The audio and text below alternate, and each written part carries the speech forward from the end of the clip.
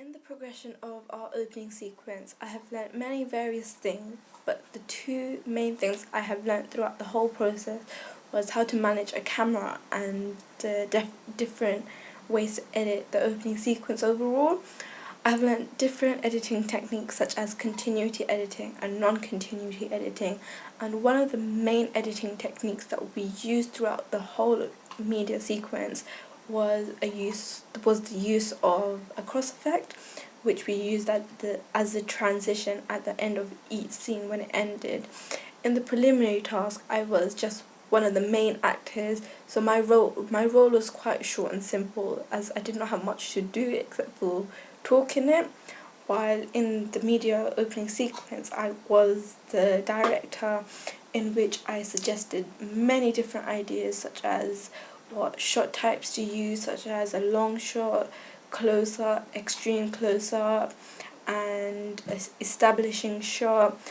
And I also helped choose what locations we could use, as we were stuck between three locations, so we had to make a decision, and we narrowed it down to the location which we actually used was Barham Park, as this was the most convenient, as we had to have many chase scenes and it suited the storyline perfectly. When editing our opening sequence, we used a software called Movie Studio Platinum, and this was the software we did use throughout the whole sequence, as we thought it was the best software to use, as we were very comfortable with it, and also we knew what to do. As I was a director, I had to direct 4 different actors, while in the preliminary task there were only 2 actors, and my role was quite short, so I did not gain much experience from the preliminary task. However, as being the director now, I've had a lot of experience of what you have to do and what you have to get right, and if the scene does not look right, you do have to redo it until you get it spot on. And we did learn this as we as a team did want to get our opening sequence correct and spot on. So being a director was quite challenging, as you have many different roles which you have to complete, and how you have to make sure the actors are comfortable and how they're acting. It's perfect, because you don't want it to look weird when the actual product comes out. So there are many things you have to manage, but I think overall being a director has given me a lot more experience compared to when I first did the preliminary task.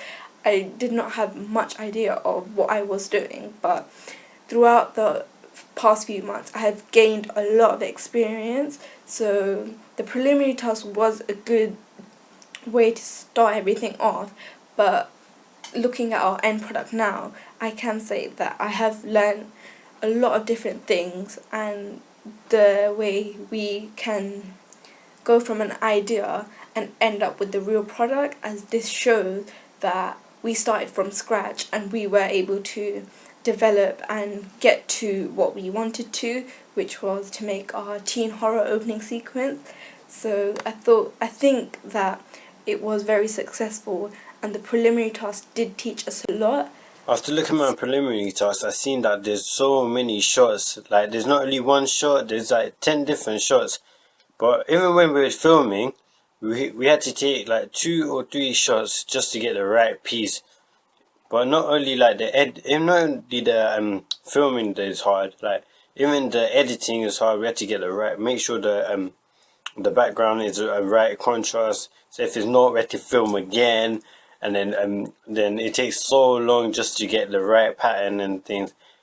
But even the planning takes so much long. We had to plan where to we were filming, what time we were gonna film, what day we had to film. We had to choose 4 different days just to film the opening sequence. Even the research took long. We had to first we had to choose which age group we were gonna pick. Then we had to research about the age group and everything. From the preliminary task, I have learned a range of different camera techniques and the continuity editing.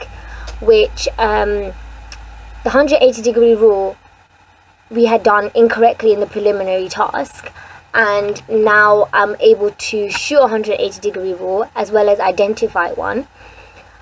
But in the case of our final piece, we did not use a 180-degree rule because we didn't have a conversation going on. Therefore, we thought it was unnecessary to have a 180-degree rule. Because we had chasing scenes going on, we thought it would be much better to have a range of other camera techniques such as close-ups, tracking shots, and different kind of angles to build up the tension within the whole scene. And that's basically why we didn't use the 180-degree rule. The continuity editing that we used in the preliminary task, we also used in the final piece. So we kind of developed from it as we used more of it in the final piece, and we used this between different scenes, like the running scenes. We made it all continuous, showing a proper flow between the different scenes and the different parts of locations through the camera technique and through the editing process. Another thing that I'd learned was the difference between the sound quality, where in the preliminary task we shot the scenes indoors, which meant that the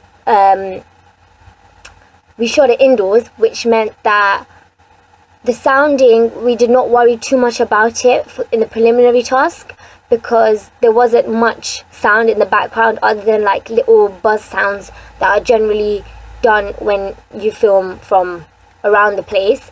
And as there was a conversation going on, we thought it was unnecessary to change the sounds. Whereas for our final piece, we shot outside, so our sound quality was much different, and we had like car sounds, the wind, and people talking, and like unnecessary sounds, especially because we were in the park, so we couldn't ask the public to be quiet and stuff. So throughout that, we learnt the sound quality difference, and for our final piece, we cut out the sound for the original sound as it didn't fit in well with our final piece, and we added in new sounds, so sounds that went in with our final piece and sounds that built up tension and sounds that just basically fit in well with our final piece.